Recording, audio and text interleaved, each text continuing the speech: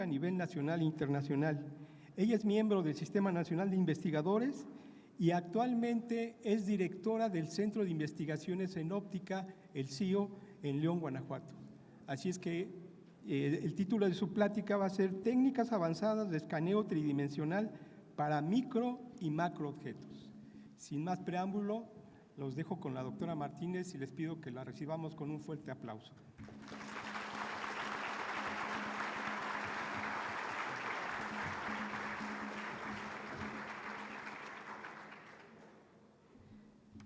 Buenas tardes a todos.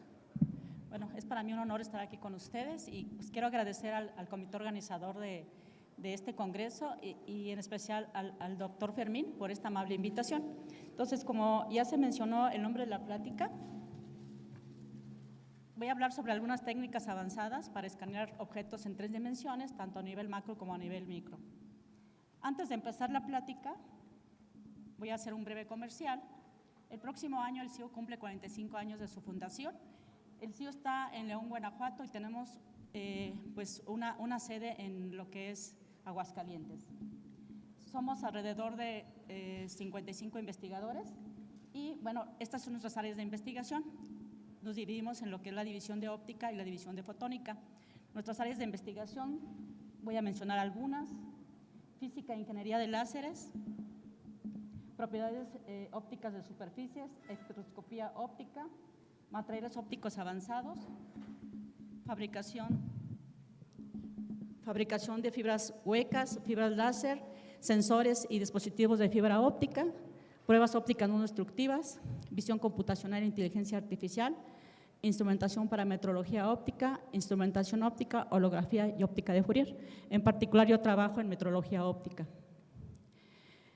Estos son nuestros programas académicos. Ofrecemos lo que es la maestría y el doctorado en óptica, la maestría en optomecatrónica y participamos en lo que es la maestría y el doctorado interinstitucional en ciencia y tecnología. También contamos con 2 capítulos estudiantiles. Bueno, yo soy su asesora, lo que es óptica y en SPY. Bueno, pues ya terminé esta breve introducción. El contenido de la plática es la siguiente. Voy a hablar del objetivo de la metrología óptica. Voy a describir en qué consiste la técnica de proyección de franjas y cómo se implementa para el estudio de objetos de grandes dimensiones y también a nivel micro. Voy a describir de manera muy breve lo que es el efecto de Talbot para ser usado también como un mecanismo en lo que es la técnica de franjas proyectadas. Luego voy a hablar de lo que es el interferómetro de Gates para ser usado en perfilometría microscópica y paso luego al interferómetro de Miró usando luz de baja coherencia. Finalmente daré algunas conclusiones y comentarios. Entonces, bueno, la metrología óptica pues tiene la finalidad de medir usando un patrón de franjas ciertas propiedades de los objetos, como son algunos que estoy aquí mencionando. Por ejemplo, el módulo de ion del material, evaluamos topografía. Yo realzo ahí topografía porque es el tema de la plática de hoy. También la metrología se encarga de evaluar esfuerzos mecánicos, medir temperatura, índices de refracción, medir desplazamientos 3D y obtener modos de vibración, por poner algunos ejemplos. Bueno, ¿por qué es importante el escaneo 3D? Bueno, el escaneo pues es muy importante porque tiene diferentes aplicaciones, por ejemplo, en medicina, en lo que es la fabricación de prótesis, en arqueología, para preservar las piezas arqueológicas. También se aplica en la industria metalmecánica, en el comercio electrónico, por ejemplo, en la representación tridimensional de objetos a través de la red y en aplicaciones ergonómicas, por ejemplo, para la personalización de ropa o trajes. Bueno, la técnica de proyección de franjas se puede implementar ya sea partiendo de franjas generadas de manera interferométrica. Como ustedes saben bien, se pueden generar pues a través de lo que es el experimento de Young o bien a través del experimento de Michelson. También puede ser generado este patrón de franjas de manera sintética, es decir, generadas en la computadora. Entonces, este patrón de franjas se proyecta en una superficie de referencia, generalmente un plano, y las franjas se observarán de esta manera. Cuando el plano es sustituido por una superficie diferente al plano, pues las franjas se van a deformar de acuerdo a su topografía. Aquí muestro un ejemplo. También usamos, por ejemplo, lo que es el efecto Moiré. Allí se generan las franjas pues con la superposición de 2 rejillas, que se conocen como rejillas primarias. Al ser empalmadas, se generan estos patrones de franjas y bueno, de ahí se puede obtener información de campos de desplazamiento o de topografía. Y bueno, esto ustedes lo observan en la vida cotidiana, por ejemplo, cuando tienen cortinas que son movidas por el viento, dada la estructura precisamente de esas cortinas, pues se forman estos tipos de patrones caprichosos. Nosotros para calcular la topografía usamos lo que es la fase del patrón de franjas, y esto lo relacionamos con lo que conocemos como vector de sensibilidad, que está relacionado con las características geométricas del sistema óptico. Entonces, el patrón de franjas se puede representar como está aquí, en general. La intensidad, bueno, es estos dos términos que representan pues la intensidad de fondo, la amplitud y la fase, ¿sí? Digamos que esta ecuación está formada por tres incógnitas y como bien sabemos, para resolver una ecuación de tres incógnitas necesitamos al menos tener tres ecuaciones. Entonces, introducimos en este caso pues un desplazamiento de fase de 4 pasos para tener 4 ecuaciones. Aquí está la representación de cada uno de ese patrón de franjas con ese desplazamiento de fase que les estoy mencionando. Se hace uso de identidades trigonométricas y finalmente, bueno, pues por suma y resta de ecuaciones podemos llegar a que la fase se puede calcular como el cociente de estas intensidades.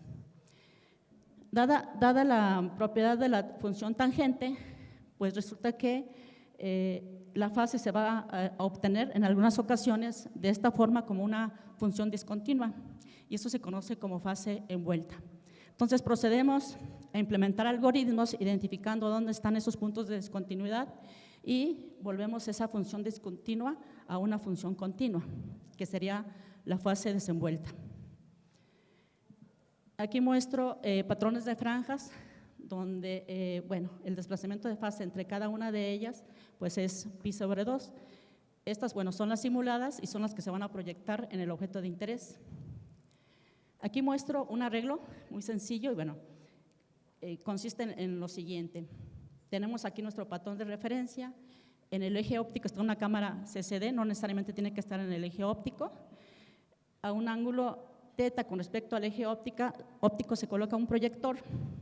Entonces, este patrón de franja se genera en el plano de referencia, se captura por la cámara CCD, posteriormente se superpone o se empalma allí lo que es el objeto de interés, se vuelve a proyectar el mismo patrón de franjas y obtendremos esta imagen.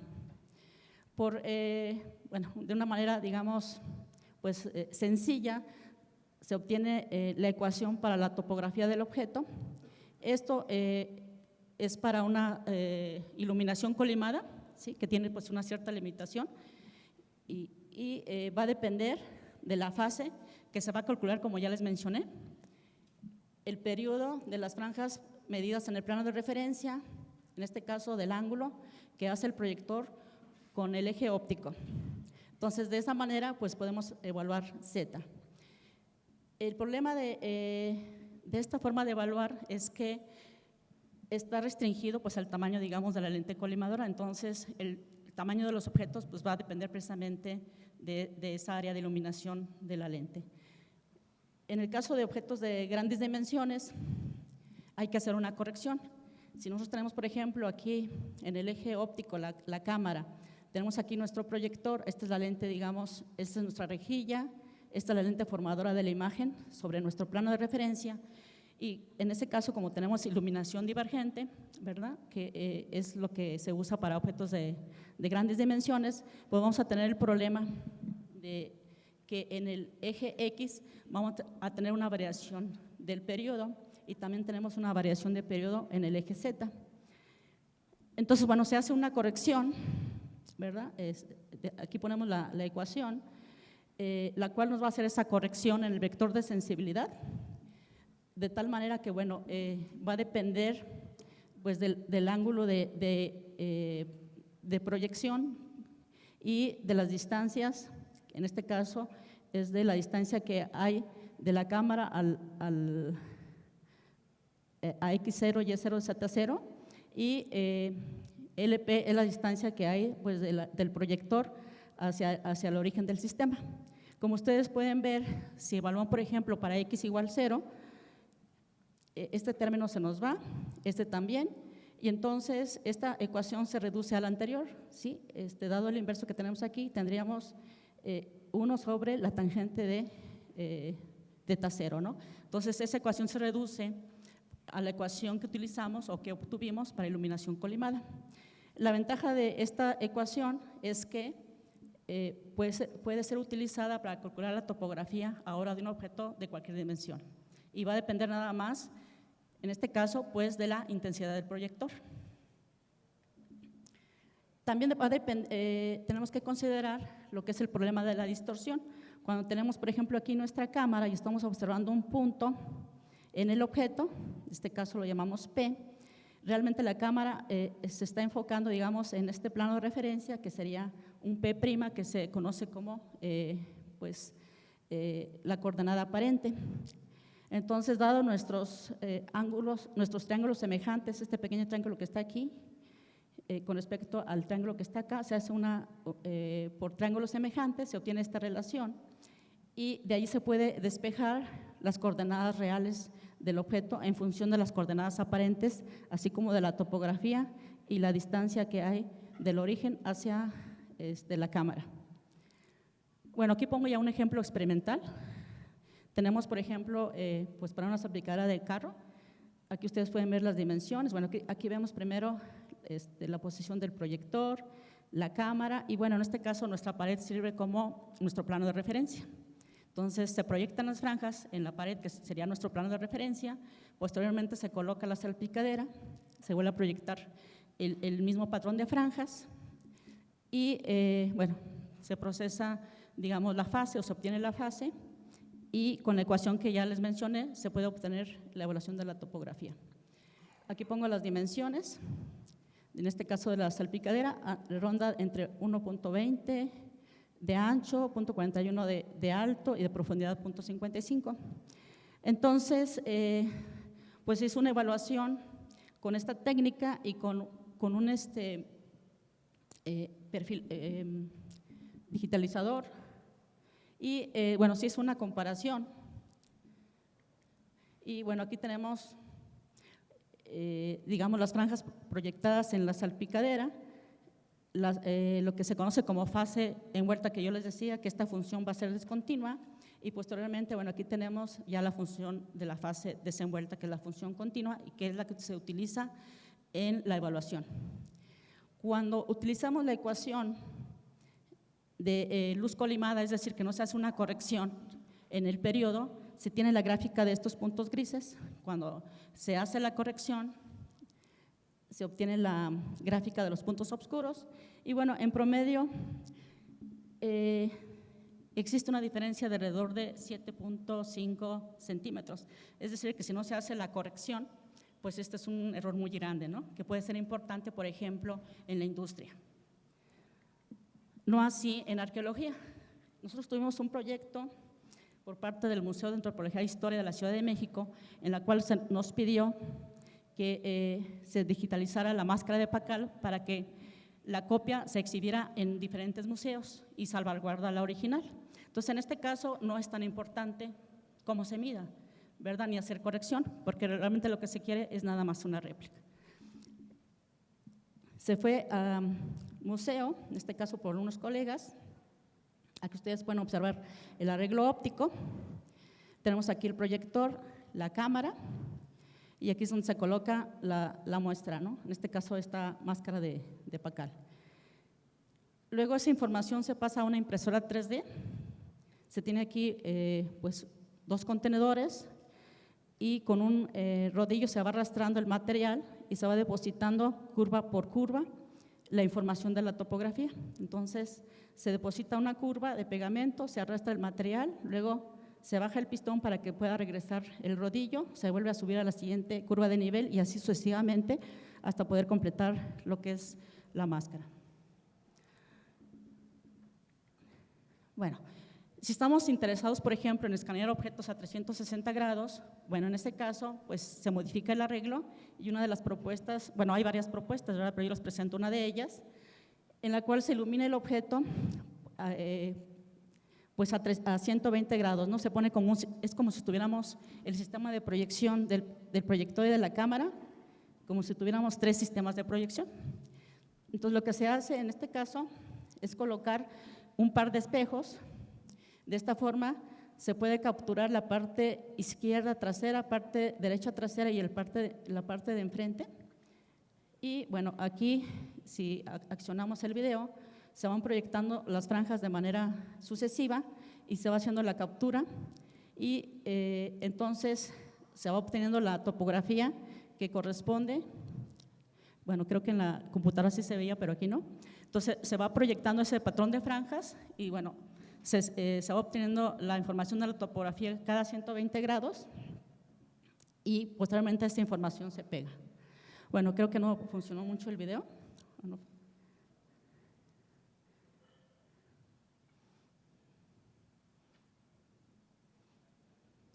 Bueno, para no perder tiempo, bueno, ahí se está viendo, ¿verdad? Entonces, como les comentaba, se proyecta aquí enfrente, ya se proyectó a izquierda, se proyecta a la derecha, ¿no? Y se va capturando con la cámara que está aquí en el eje óptico.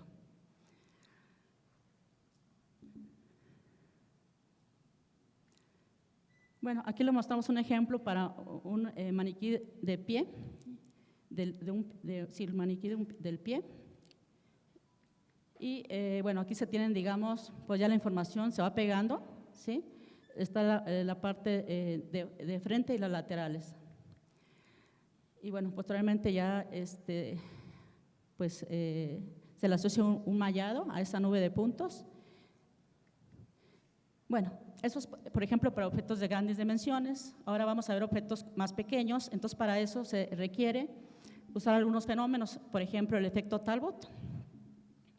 Bueno, para quienes no están familiarizados, de manera así muy general se los explico, consiste en iluminar una rejilla física con un frente de onda colimado. Entonces ustedes van a observar a ciertas distancias la réplica o la imagen de la rejilla sin tener entre la rejilla y la imagen una lente, ¿sí?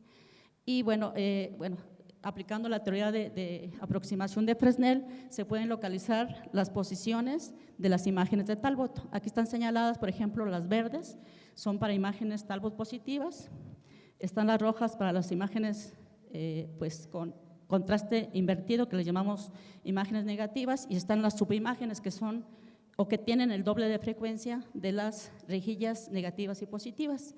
Entonces se coloca precisamente en una de las autoimágenes, se coloca el objeto de interés, ¿sí? Y se puede obtener la topografía. Aquí lo que hacemos es, para todavía aumentar más la resolución, se hace pasar a través de un microscopio binocular. La rejilla, si ustedes, aquí está la rejilla física, si ustedes van poniendo a las distancias de Talbot un plano, van a observar las imágenes, entonces se escoge una de ellas, se hace pasar a través de una lente desamplificadora y luego se vuelve a amplificar. Entonces, bueno, uno de los resultados es el siguiente. Por ejemplo, aquí está una moneda, se muestra una sección y todavía se escanea este puntito que está aquí, que más o menos tiene una dimensión de unas 500 micras y una altura en promedio de 80 micras. Todavía podemos ir más lejos, ¿no? Y entonces, allí utilizamos lo que es la perfilometría de proyección de franjas microscópicas. En el caso anterior, para obtener precisamente esas autoimágenes, utilizábamos iluminación láser, pero uno de los problemas que tiene es que, como es iluminación láser, es iluminación de alta coherencia, se tiene mucho ruido o lo que es el efecto de moteado, y eso reduce la resolución de la medición. Entonces, aquí lo que se va a hacer es utilizar iluminación LED, que tiene una longitud de coherencia pues más corta, y entonces se va a reducir el speckle. Entonces, bueno, para ello vamos a utilizar lo que es el interferómetro de Gates, que consiste en lo siguiente, para quienes no están familiarizados. Iluminados nuevamente, tenemos aquí un frente colimado, tenemos este cubo divisor que tiene aquí una película delgada, de tal manera semitransparente, de tal manera que ustedes iluminan y siguen un rayo, la luz se va a refractar, entonces la luz incide en esta superficie, una parte va a pasar y otra parte se va a reflejar. Entonces, analizando otro rayo simétrico, ¿verdad? Si comparamos, por ejemplo, este y este, pues se sigue y pasaría exactamente lo mismo, una parte se va a transmitir y otra se va a reflejar, y eso es lo que va a hacer que se formen franjas de interferencia tanto en la parte superior del eje óptico como en la parte inferior del eje óptico. Aquí tenemos iluminación láser, entonces para eliminar lo que yo les comentaba, lo del ruido, ahora sustituimos la iluminación láser por iluminación LED, y entonces como la iluminación en este caso, proviene de una fuente pues extendida, es difícil conseguir las franjas. Entonces, allí lo que necesitamos es asegurar que la luz venga de un mismo rayo, ¿sí? Entonces, para conseguir eso, lo que hacemos es, tenemos un segundo divisor. Entonces, la parte inferior la obstaculizamos y nos quedamos nada más con la parte superior, de tal manera que si seguimos este rayo, se refracta, parte pasa, parte se refleja, y ahora estos dos rayos provienen de uno mismo, ¿sí? Y entonces lo que sucede aquí pues es lo mismo que ya les expliqué en el anterior cuando teníamos solamente un divisor. Aquí mostramos el arreglo óptico. Tenemos aquí nuestra fuente LED, nuestra lente, lo que es el objetivo de microscopio. Luego, después del objetivo tenemos la lente colimadora. Entonces, se colecta la luz, se colima. Aquí está el obstáculo que les mencionaba, el primer divisor y el segundo divisor. Se proyectan las franjas en este plano de referencia y bueno, aquí tenemos nuestra cámara y pues se hace todo el procedimiento que les expliqué para proyección de franjas. Tenemos aquí un ejemplo para una protuberancia, una concavidad, ¿sí?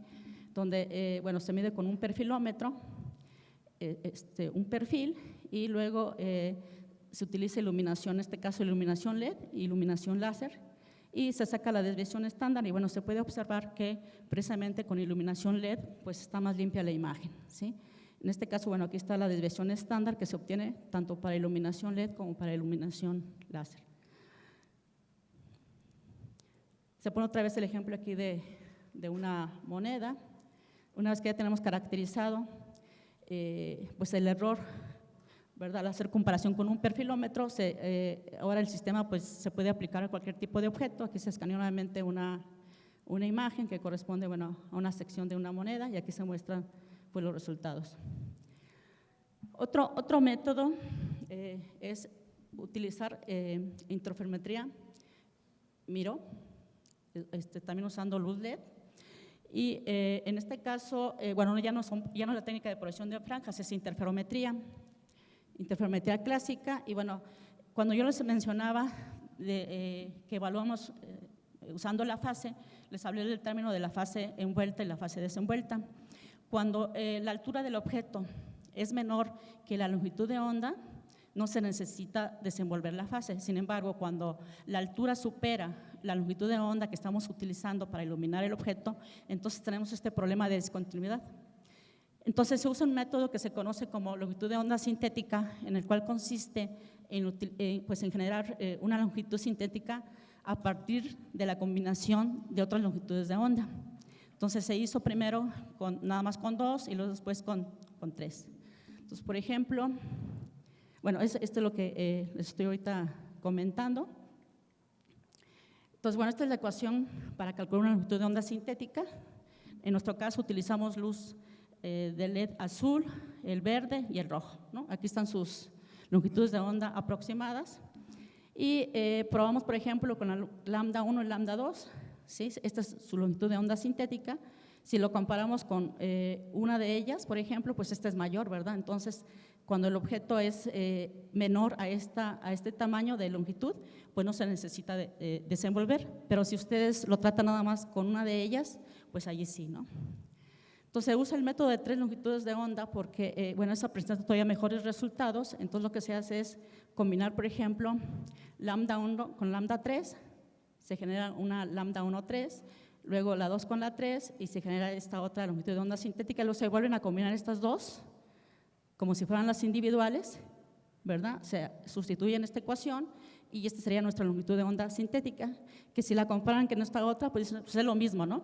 Pero la diferencia es que cuando hacemos esta combinación se elimina también todavía más speckle, ¿no? O sea, la fase es menos ruidosa. Aquí está el sistema óptico, bueno, es un objetivo Miró. Básicamente, bueno, es un objetivo de microscopio, se hace incidir luz colimada, se pone aquí en este substrato un espejo que va a servir como un espejo de referencia, bueno, va a pasar la luz, aquí vemos un rayo, ponemos, bueno, ya el objetivo trae integrado un divisor de haz que va a dejar pasar parte de luz hacia la muestra de interés y otra parte la va a reflejar hacia este espejo que la vuelve a regresar. Y el enlace que pasó aquí, bueno, se regresa y coincide con este. Bueno, aquí están algunas características del objetivo de microscopio. Se resalta, por ejemplo, lo que es la amplificación, que es un 100x. Bueno, trae varias características, la apertura numérica .70, etcétera, ¿no? Aquí está una fotografía, espero que se vea. Entonces, bueno, este es un diagrama, se le llama un tubo infinito, en el cual se monta ya el objetivo de Miró. Aquí en la foto se puede ver el tubo infinito y en esta parte está colocada pues lo que es la iluminación LED. Sí, entonces la iluminación LED se colecta por la lente que ya mencioné. Aquí hay un divisor de haz en la parte interior que va a direccionar la luz hacia el objetivo Miró. Y bueno, aquí sucede, digamos, lo que os expliqué de la parte de generación de franjas. Se regresa, aquí se coloca el objeto, se regresa la iluminación y acá tenemos la cámara CCD. Tenemos aquí los resultados de las fases envueltas para cada una de las longitudes de onda y aquí está el resultado de la fase desenvuelta cuando se combinan las 3 longitudes de onda. Se midió un escalón de una película delgada como referencia, se midió con el microscopio de fuerza atómica y se hizo también la medición con la técnica óptica y bueno, aquí se muestra el perfil, ¿no? Más adelante en las conclusiones les digo el error. Ahorita creo que anda el 2%, no recuerdo bien, pero bueno, en las conclusiones podemos retomarlo. Ya que tenemos caracterizado el sistema óptico, decimos, bueno, queremos una muestra que sea interesante, ¿verdad? En este caso, se desea escanear un glóbulo rojo, entonces, esta es una muestra de Papanicolau. Se seleccionó una de los glóbulos rojos y se tiene aquí pues, las fases envueltas para cada una de las longitudes de onda que se utilizaron luego para la longitud de onda sintética, ¿sí? Y bueno, aquí tenemos pues, la topografía del glóbulo rojo, se señala en 2 perfiles transversales que se ponen en esta otra gráfica, ¿sí? Bueno, pues he llegado a las conclusiones y a los comentarios. Entonces inicié explicando en qué consiste la técnica de proyección de franjas. Les expliqué que bueno, es necesario hacer una corrección cuando se tratan de objetos de grandes dimensiones y que bueno, existe un gran error si no se hace la corrección. Esto es importante para algunas aplicaciones, sobre todo en lo que es la parte de ingeniería inversa, no así en otras aplicaciones, como puede ser, por ejemplo, la muestra arqueológica que les mostré. Se describió luego lo que es el efecto Talbot, también para luego ser aplicado en lo que es proyección de franjas y bueno, con esta técnica se aumenta la resolución de la medición. Luego, dado que el efecto Talbot, que se requiere, digamos, ahí, o usamos iluminación láser, se tiene una superficie la cual pues, se genera ruido, dada la alta coherencia de la iluminación láser, se sustituye por iluminación LED y se va a mejorar todavía la medición, ¿verdad? Se hace una comparación aquí entre iluminación LED, iluminación láser y bueno, aquí se muestra como el valor, ¿verdad?, de la desviación estándar, que en este caso para iluminación de LED es 1.7, ¿no?, comparada con la desviación estándar de iluminación láser que fue de 4.2. En el caso de iluminación colimada, cuando el objeto está debe estar en la autoimagen. Si se sale de la autoimagen, pues ya no va a funcionar la técnica. Entonces, uno de los problemas que tiene precisamente utilizar este fenómeno es que pues, la topografía está como limitada, ¿no? Entonces, se dice allí que ahora lo que queremos es mejorar y vamos a usar ahora una técnica que son franjas no localizadas, es decir, que en cualquier parte del espacio tenemos franjas, que esto no ocurre con este método que les estoy comentando del efecto Talbot. También presentamos resultados, en este caso para una muestra de Papanicolau, particularmente para un glóbulo rojo, usando el método de longitud de onda sintética. Y bueno, la longitud de onda sintética fue de 4.37 micras, ¿sí? En todos los objetos cuya altura o profundidad es menor que esto, pues quedan perfectamente desenvuelta la fase. Si es mayor que esta longitud, vamos a tener otra vez que trabajar con la fase desenvuelta. Se me dio, primero para que realizara el sistema, se me dio un escalón de aluminio y bueno, el error en este caso fue de 29 nanómetros. Bueno, finalmente pues quiero agradecer todos los resultados, pues son parte de colaboraciones con algunos colegas y también pues con los estudiantes de mi grupo, que ahora ya son, algunos de ellos son mis colegas, y pues quiero agradecer mucho la invitación. Gracias a todos por su atención.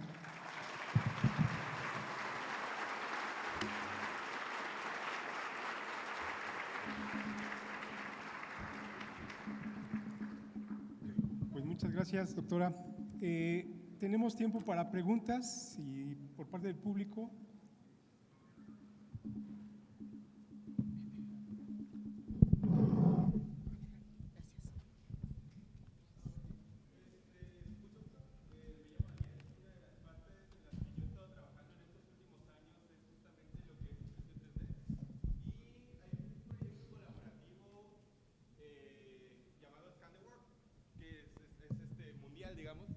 En donde lo que se busca, lo que estamos buscando es preservar el patrimonio artístico y cultural de la humanidad. Entonces, justamente con lo del escaneo de la máscara de Pacal, pues es más interesante.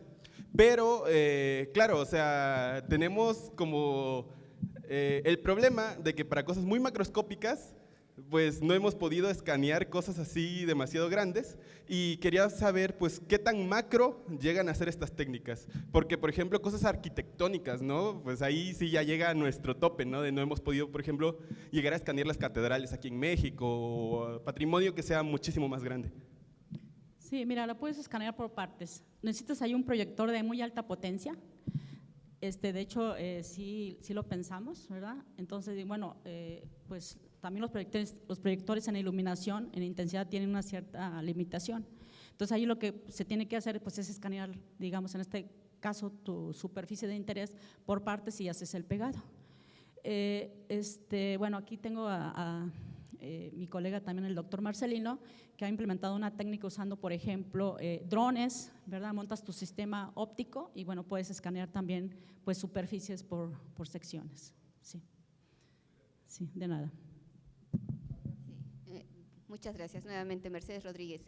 Amalia, muy interesante la aplicación, pero ahora quiero, si nos puedes mencionar algunas aplicaciones a nivel microscópico. Entonces, podemos hablar de resoluciones espaciales en XYZ, ¿cierto?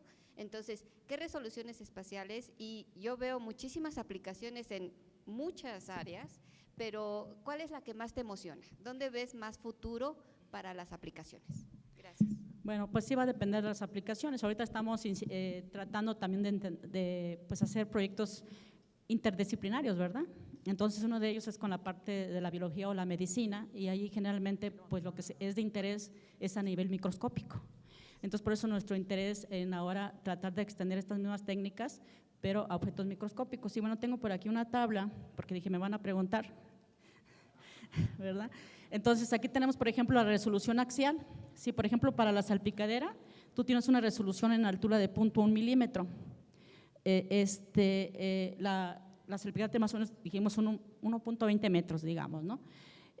Trabajamos también con un molde de espejo secundario, allí precisamente en el INOE nos invitaron a participar, y bueno, pues es la misma resolución porque la técnica realmente pues es la misma. En franjas Talbot, por ejemplo, ya mira, aumentas la resolución, ¿verdad? Son 25 micras, comparado con 0.1 milímetro, pero en el efecto Talbot tenemos el problema del ruido, ¿verdad? Entonces, ahora modificamos la técnica, utilizamos iluminación LED, que también son franjas proyectadas, y se incrementa la resolución a 0.57 micras, ¿sí? Entonces ya estamos mejorando. Y esta otra, que es la interferometría, digamos, convencional, ya usando un interferómetro o un objetivo de microscopio de Miró, anda del orden de 0.056 micras. Entonces, esa es la, digamos, la resolución espacial. Y estamos ahorita también tratando de pues incrementar la resolución espacial, porque esta es la axial, ahora falta la espacial. Entonces, por ahí también estamos estudiando una técnica que es, bueno, es tanto como Franks proyectar, sino hay que girar una rejilla a diferentes direcciones para poder pues aumentar esa resolución espacial. Sí. Sí, digamos, para este tipo de técnicas, poderlas aplicar, aplicaciones, voy a poner dos casos. Uno en el caso de la medicina, para la topografía corneal, tipo Scheimpflug. ¿Usted considera que sería algo más económico o sería algo más caro que lo que existe convencionalmente? Y la segunda sería, si cree que con estas tecnologías se pueden desarrollar algún dispositivo portátil o simple para poder ver muestras cristalográficas o muestras de metales.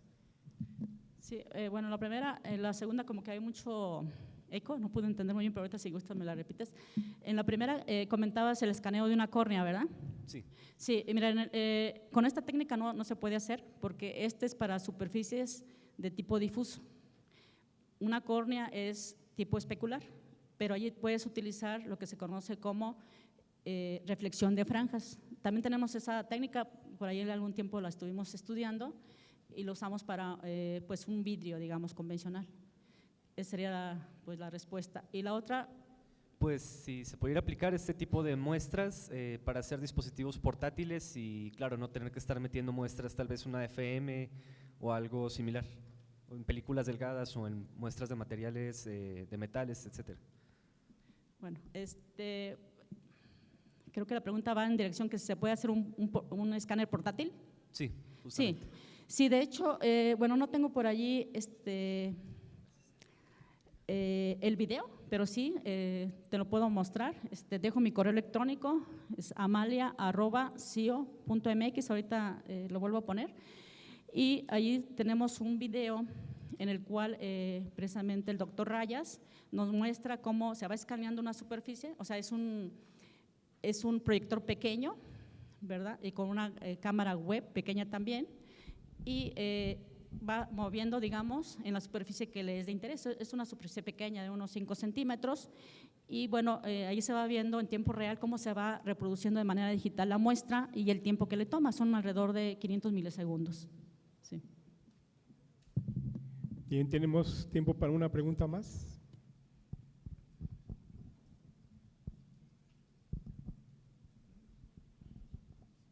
Doctora, una pregunta.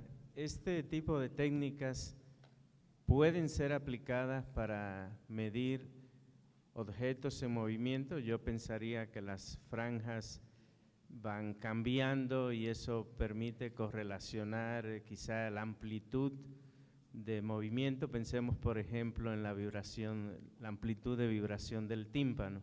¿Es posible traducirlo hacia allá? Sí, bueno, aquí yo puse ejemplos para objetos estáticos y mostré el ejemplo de una técnica que se llama desplazamiento de fase, que ahí se ocupan, digamos, al menos 3 imágenes, ¿verdad? Entonces, esta técnica, por ejemplo, usando 3 imágenes proyectadas, tiene que ser muy rápido, no funciona para objetos dinámicos. Tenemos que cambiar ahora otra técnica, también es proyección de franjas, pero nada más se toma una imagen que se conoce como el método de Takeda, que se basa en la transformada de Fourier. Entonces, sí es posible hacer análisis de objetos que están en vibración, porque se proyecta una imagen, se captura y listo, ¿no? Y de hecho, en ese video que, bueno, ya no hay más tiempo, pero bueno, traigo mi computadora, podría mostrarlo a quien le interese. Vemos cómo en tiempo real se va escaneando, si el objeto se mueve, se va reproduciendo la topografía del objeto, sí. Bien, pues la División de Óptica les agradece su atención y continuamos con la siguiente sesión plenaria. Muchas gracias a todos ustedes.